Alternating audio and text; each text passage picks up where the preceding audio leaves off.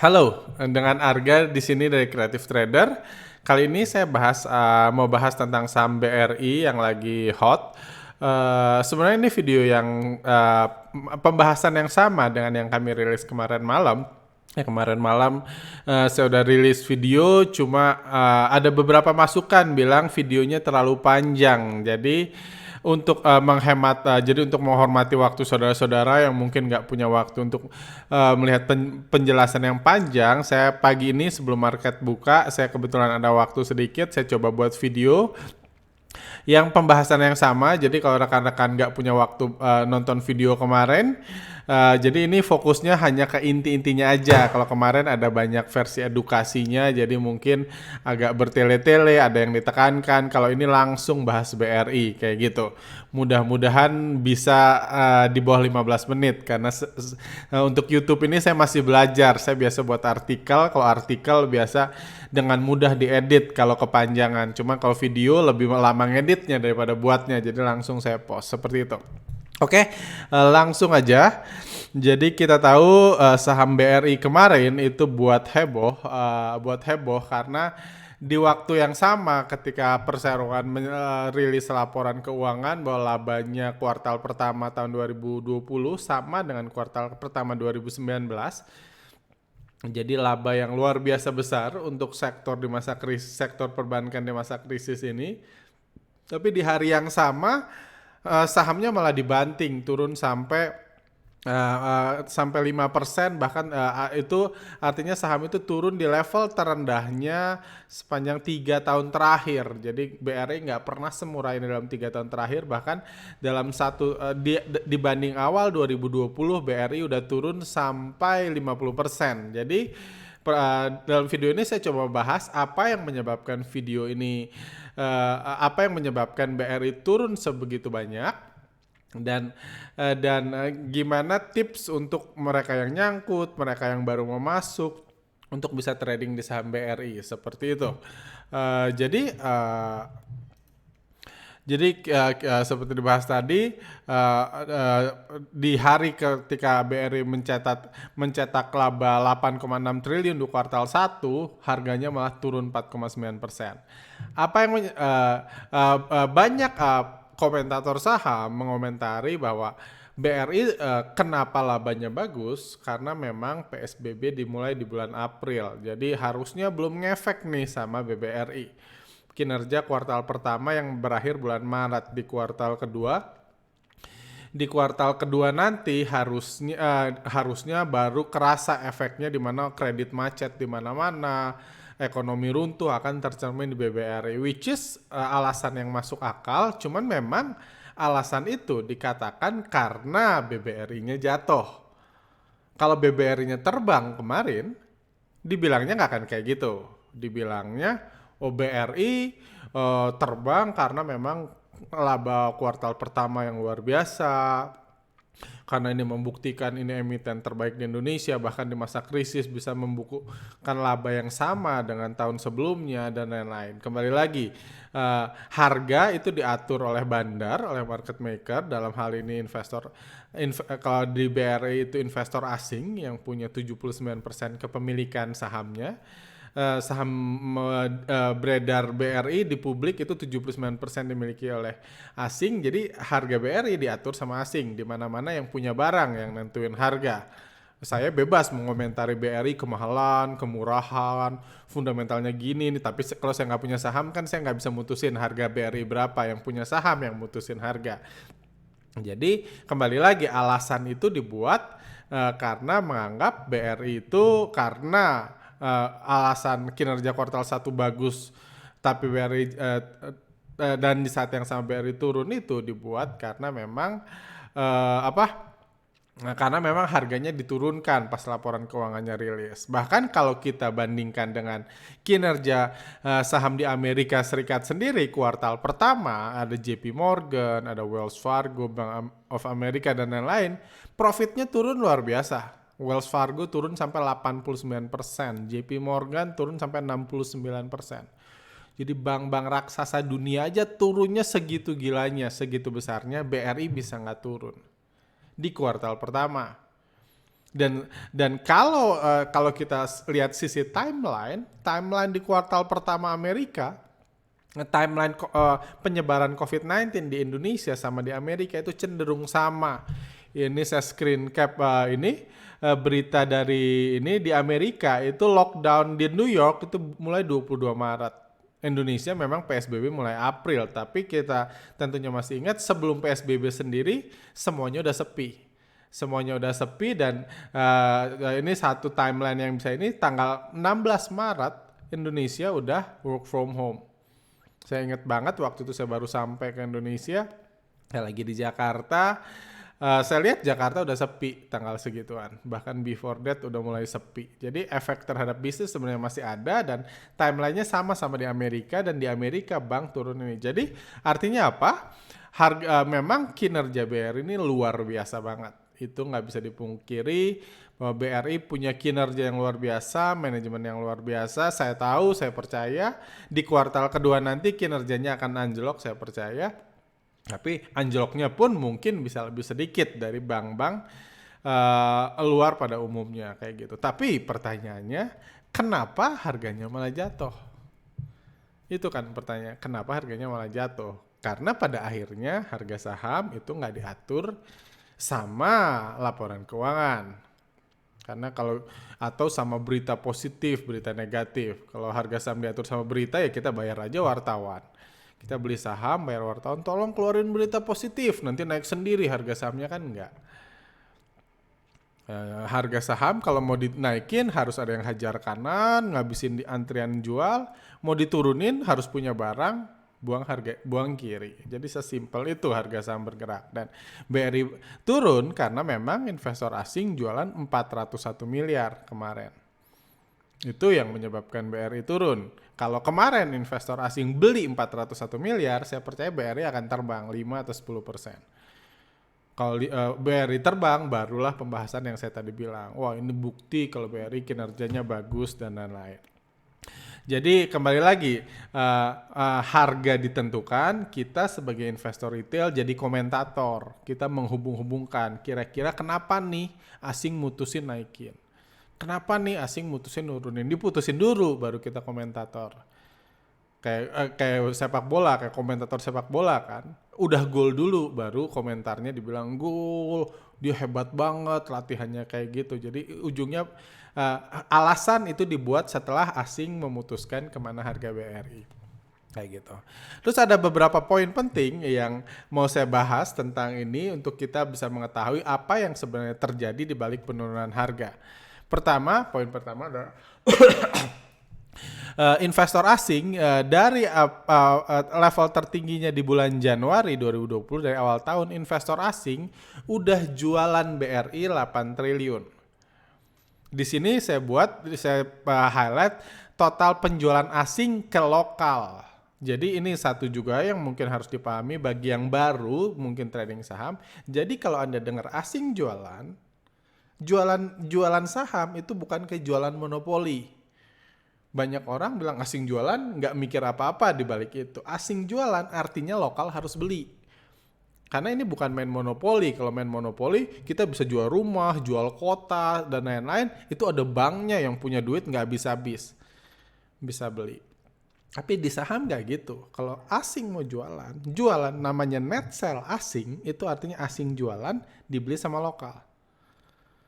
Kalau asing jualan 10 miliar dibeli sama asing lagi 10 miliar itu nggak dianggap jualan. Kalau namanya net sell berarti asing jualan ke lokal. Dan total penjualan asing dari awal tahun sampai sekarang udah 8 triliun. Pertanyaannya, ini duit siapa yang masuk? Karena asing kita tahu asing yang nguasain saham BRI. Dijual ke lokal. Duit siapa yang masuk? Jadi siapa yang nampung 8 triliun ini? Jadi ini data-data dari Kesei, Anda bisa lihat. Ini kami pakai dari sistem foreign flow yang kami ciptakan, sistem foreign flow yang asli yang pertama. Jadi kepemilikan ini, data di bulan Februari, kalau Anda lihat di Kesei atau di sistem foreign flow, itu kepemilikan asing 81,7%.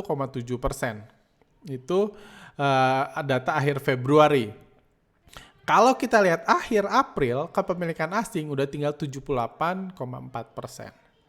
Jadi turun signifikan dari 81 dalam 2 bulan jadi 78. Turun signifikan yes, tapi dari sini juga kita bisa belajar bahwa meskipun turun signifikan, sampai detik ini asing masih pegang kendali karena dia punya 78%.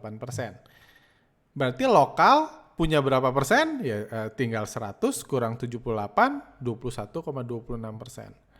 Ini saham beredar di publik ya. Jadi ini kita tahu BRI itu bank BUMN milik negara, tapi saham punya negara itu nggak bisa dijual, nggak bisa dibeli. Jadi ini hanya saham yang di publik, yang dikuasai 78,74%-nya dikuasai oleh asing, 21,26%-nya dikuasai oleh lokal. Seperti itu. Ini saham milik publik. Karena yang bisa ngegerakin harga di market itu saham publik. Pemerintah bisa punya 70% saham BRI karena nggak bisa dijual, nggak bisa nurunin harga. Kalau pemerintahnya nggak beli, nggak naikin harga. Dan itu yang dilakukan pemerintah saat ini. Harga dilepaskan ke market dan market BRI itu dikuasai oleh asing. Jadi overall, kepemilikan saham BRI itu mencapai naik 3% dari Februari 2020. 3% cuman, harganya udah turun setengahnya. Dengan perubahan kepemilikan sekitar 3% dari asing pindah ke lokal, itu udah turun setengahnya. Nilainya si 3% itu 8 triliun. 8 triliun kayak gitu. Yang menarik adalah investor lokal itu ada banyak.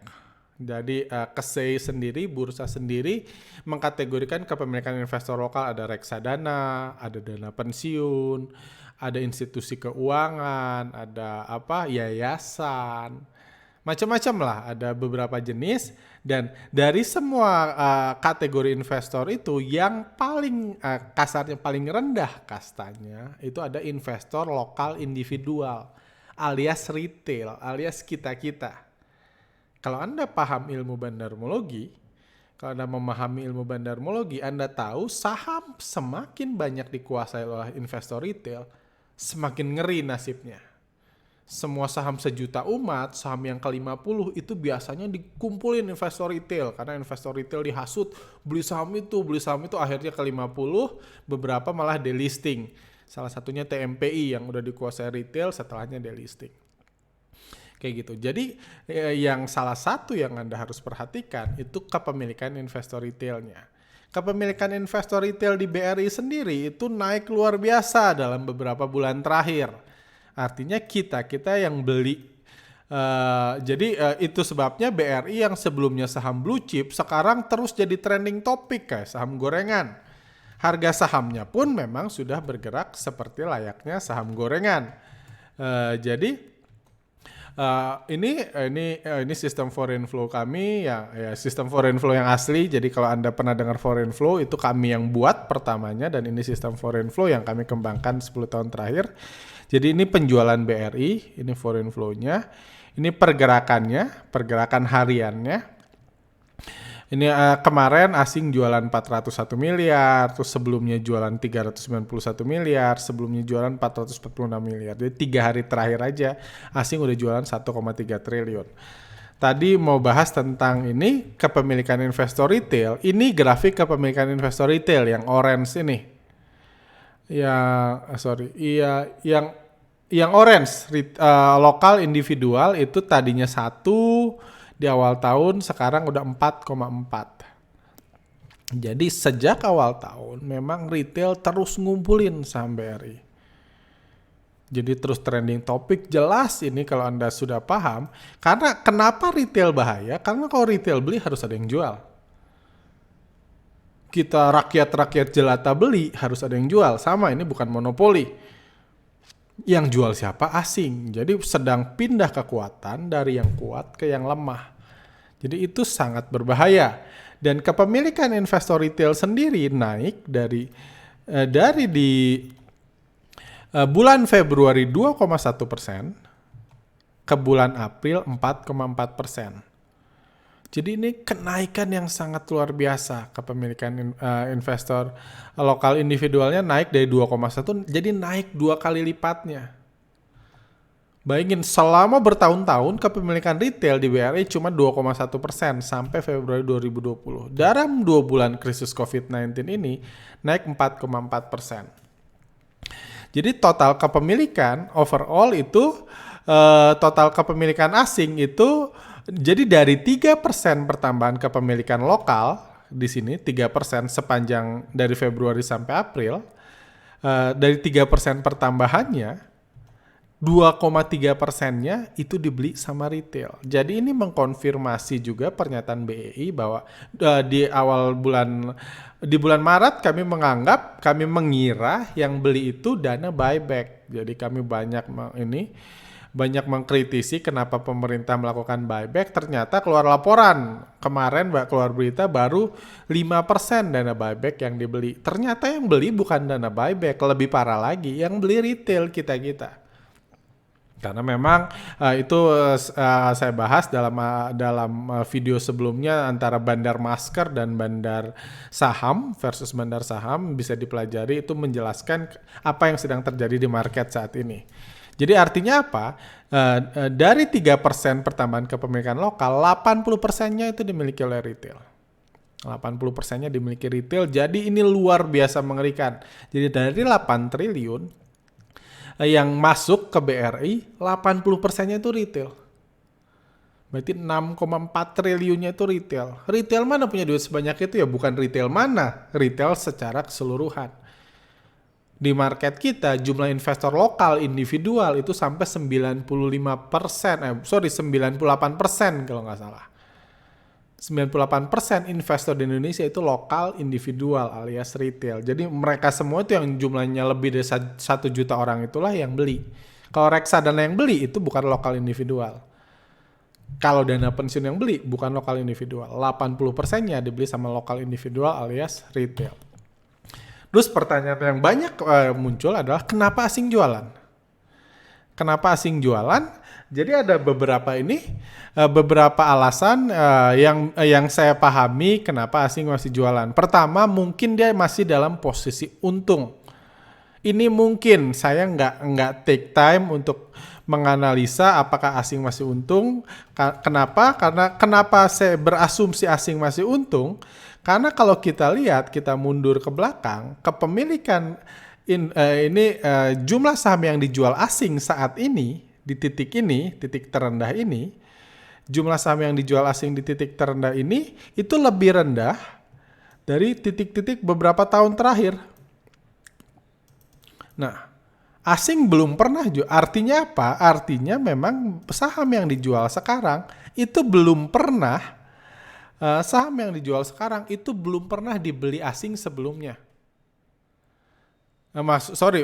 Ini mungkin dibeli jauh 5 tahun lalu, 10 tahun lalu, karena asing nggak pernah punya saham sesedikit ini secara lot. At least mundur 5 tahun terakhir. Jadi mungkin saham yang dibeli memang di harga 1000-an, mungkin masih untung. Mungkin juga udah nggak untung, itu harus dianalisa mendalam. Setiap akumulasi beli, distribusi jual itu harus dianalisa mendalam. Cuma mungkin asing dalam masih posisi untung. Tapi untung atau enggak apa peduli saya sih sebenarnya. Kenapa? Karena pada akhirnya kalau asing masih jualan ya masih dibanting harganya. Sesimpel itu. Mau untung atau enggak ya itu urusan mereka lah. Tapi yang saya lihat adalah asingnya masih jualan ya nih. Karena meskipun udah nggak untung, buktinya sampai kemarin masih jualan. Itu yang fakta yang nggak bisa kita pungkiri. Kedua adalah mengurangi resiko ketidakpastian. Kita tahu krisis COVID-19 ini menyebabkan ketidakpastian yang luar biasa di seluruh dunia. Nggak tahu kapan berakhir, nggak tahu bisnis kayak gimana, nggak tahu negara akan kolaps atau nggak, ketidakpastian. Di tengah ketidakpastian itu, biasanya investor retail di tengah ketidakpastian itu biasanya kalau orang punya saham banyak pengen save dulu. Orang akan mengurangi investasinya, pegang cash dulu untuk aman. Nanti takut runtuh, duit gua hanyut semua, jadi sebagian dikurangin. Dan itu yang mungkin dilakukan investor asing. Mereka jualan dulu, mungkin meskipun masih rugi jualan, toh pada akhirnya kalau mereka udah feel secure sama Indonesia, mereka akan bisa beli lagi sahamnya. Kan toh masih di bawah juga gitu. Nanti ketika retail udah panik, udah hilang kesabaran, mereka tinggal beli lagi sahamnya.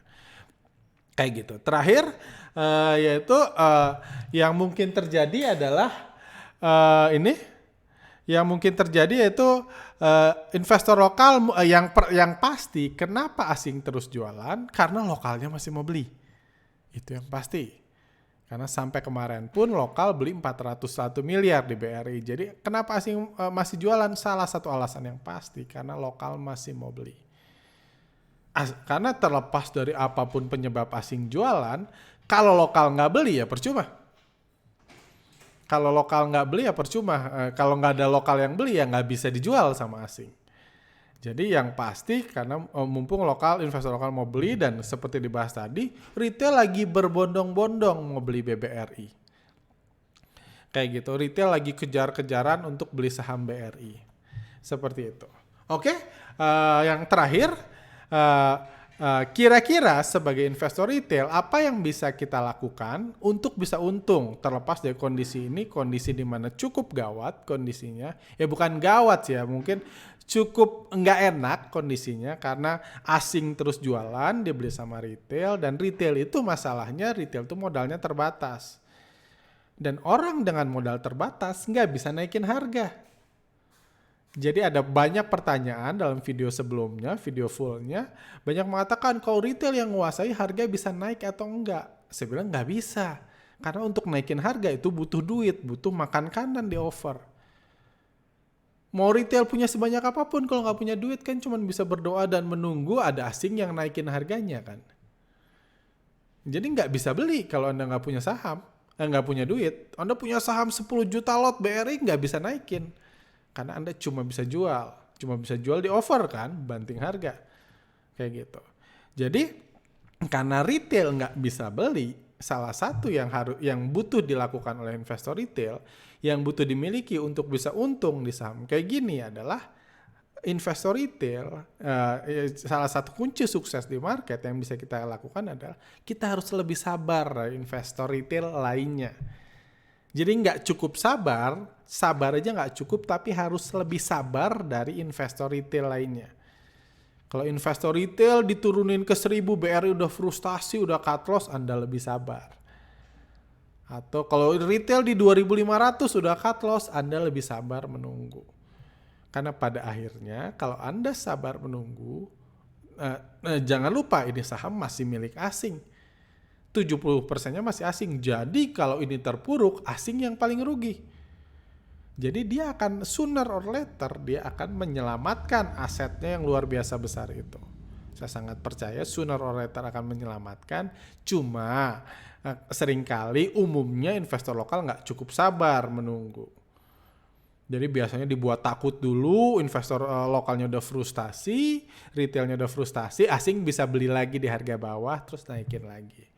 Kalau Anda pernah belajar analisa foreign flow mendalam, Anda tahu kejadian itu akan terus berulang seperti itu. Kayak gitu. Kedua, salah satu tipsnya lagi selain sabar adalah punya modal yang cukup untuk terus melakukan average down. Saya nggak bilang semua saham bisa average down, cuma kalau BRI yang 78%-nya dimiliki asing, saya percaya nanti akan balik. Jadi kalau diturunin lagi, kita nggak bisa nyetop asing nurunin harga BRI kan. Oh kita mau ngomong ke siapa gitu loh.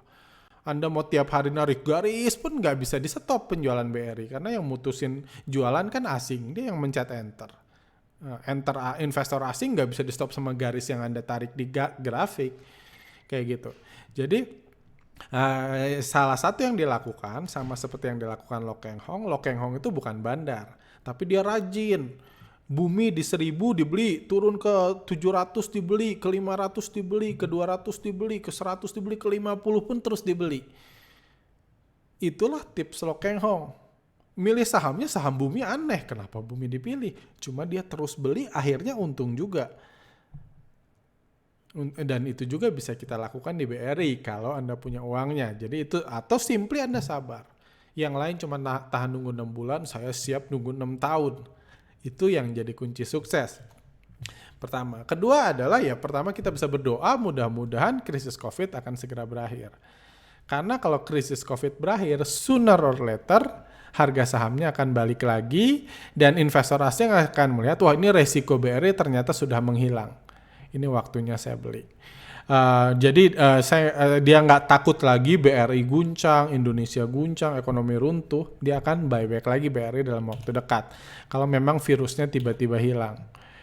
Atau salah satu yang bisa dilakukan adalah untuk trading jangka pendek. Kita nggak usah trading kita simply trading jangka pendek aja. Untuk trading jangka pendek itu caranya gimana? Kita tahu asing masih jualan, tapi kembali lagi asing nggak bisa jualan kalau retailnya udah panik. Kalau lokalnya udah takut, udah nggak mau beli, orang takut itu nggak beli saham. Orang takut itu kabur, nyari-nyari rekomendasi, nyari pembenaran, nggak beli saham. Kalau retail lokal udah takut, asing nggak bisa jualan lagi. Terus kalau gitu, gimana kalau asing mau tetap jualan?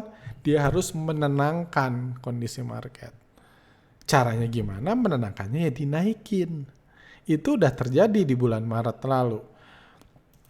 Dimana ketika lagi panik-paniknya, ketika harga BRI di sini jatuh dalam, BRI-nya jatuh begitu dalam tanpa bisa asing jualan banyak, kita lihat di sini.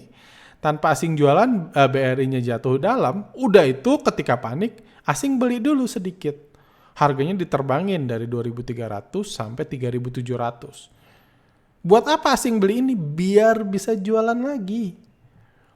Jadi ditenangkan, jadi investor lokalnya udah tenang dulu, wah udah baik-baik aja nih. Kondisi udah baik-baik aja, ketika investor lokalnya tenang, asing jualan lagi jauh lebih banyak. Dia cuma beli segini, jualan segini. Tambah terpuruk, sekarang ada di level terendahnya. Kayak gitu. Jadi asing butuh menenangkan market dengan cara naikin harga. Kalau Anda trader jangka pendek, tunggu orang panik, tunggu orang benar-benar frustasi. Kalau Anda sekarang melihat lokal udah panik, Anda bisa lihat forum-forum saham, di situ Anda masuk. Berharap asing memarkup sebentar, udah di markup sebentar ya keluar lagi. Karena kalau kita melihat indikasinya asing cuman naikin, cuman buat untuk menenangkan retail. Kalau retail udah tenang, keluar lagi. Seperti itu. Ketiga, yang terakhir yang biasa saya lakukan, terutama buat investor, adalah simply ikutin aja. Ikutin aja pergerakan harga saham, ikutin aja asing. Jadi itu cara saya yang biasa saya lakukan, bahwa ikutin aja investor asingnya. Jadi saya bukan orang yang mau meramalkan asing jualan sampai kapan, asing beli sampai kapan, dan lain-lain. Itu nggak usah dilakukan. Simply kita ikutin aja. Jadi ini kan asing masih jualan, saya udah nggak punya BRI sejak lama. Jadi biarin aja. Saya nggak punya BRI, saya tunggu sampai someday asingnya keluar lagi. Sampai asingnya masuk lagi, karena kalau Anda lihat, ketika asing beli, harga naik. Jadi apa yang saya tunggu? Saya tunggu asing beli. Mungkin banyak yang bilang, nggak nasionalis nih, lokal-lokal pada nyangkut, kok saya nggak mau nyangkut, ya nggak apa-apa. Menurut saya ini uang saya ikutin asing aja. Ketika lokal bersatu padu beli BRI, saya sih nggak beli. Karena saya bukan orang yang mau mengandalkan kesabaran, terus beli average down. Itu bukan style saya. Kayak gitu.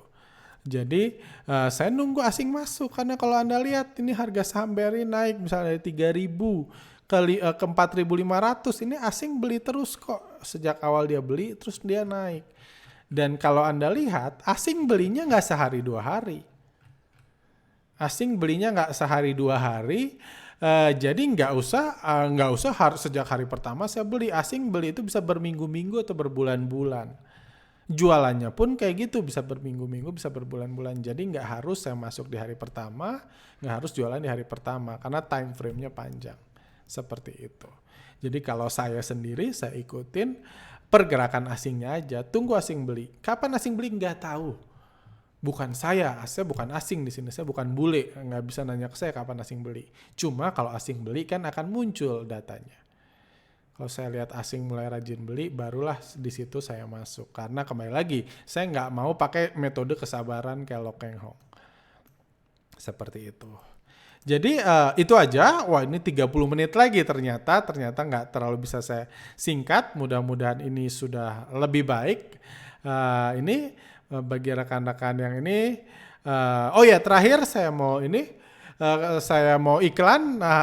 Malam ini kita akan buat tanya bandar. Saya tahu konsep bandarmologi ini masih acara IG Live tanya bandar. Saya tahu konsep ini masih baru bagi banyak orang. Jadi bagi rekan-rekan yang mau bergabung dalam acara ini bisa add Instagram kami, tinggal follow Instagram kami, nanti malam kita masuk ini akan tanya pertanyaan tentang bandar, karena saya tahu analisa bandarmologi itu baru dan nggak diajarkan buat investor pemula. Jadi investor pemula biasanya baru diajarin yang tradisional aja, tarik-tarik garis di candlestick atau baca laporan keuangan. Kalau tanya bandar ini fokus tentang membahas dasar-dasar analisa bandarmologi, di mana Anda bisa bertanya ke kami. Seperti itu. Jadi satu lagi, kalau Anda mau belajar tentang foreign flow, analisa foreign flow, Anda bisa masuk ke website kami. Di sana ada banyak